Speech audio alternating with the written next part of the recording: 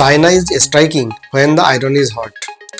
Donald Trump যখন H1B visa নীতির উপরে কঠোরতা নীতি অবলম্বন করলো, ঠিক সেই সময় চীন কে ভিসা চালু করলো।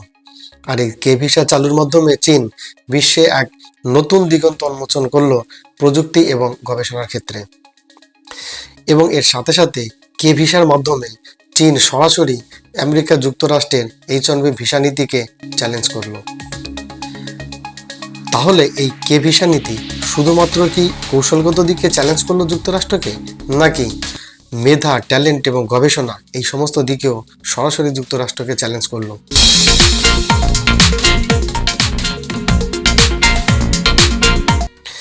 ডোনাল্ড ট্রাম্প এই নতুন নীতি অনুসারে যে সমস্ত ট্যালেন্টেড স্টুডেন্ট বা পেশাদার দক্ষ কর্মী, তাদের উপরে $1,00,000 তাদের উপরে চাপিয়ে দিল।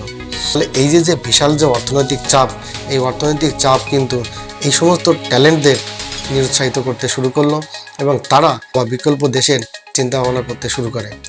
ঠিক সেই সময় যেন চীনের এই কে ভিসা নীতি তাদের দিগন্ত উন্মোচন করে দেয়। সম্পর্কে আপনাদের মন্তব্য কমেন্ট করে জানাবেন। আর ভিডিওটি যদি ভালো লাগে তাহলে অবশ্যই লাইক, শেয়ার এবং সাবস্ক্রাইব করে আমার পাশে থাকুন। ধন্যবাদ।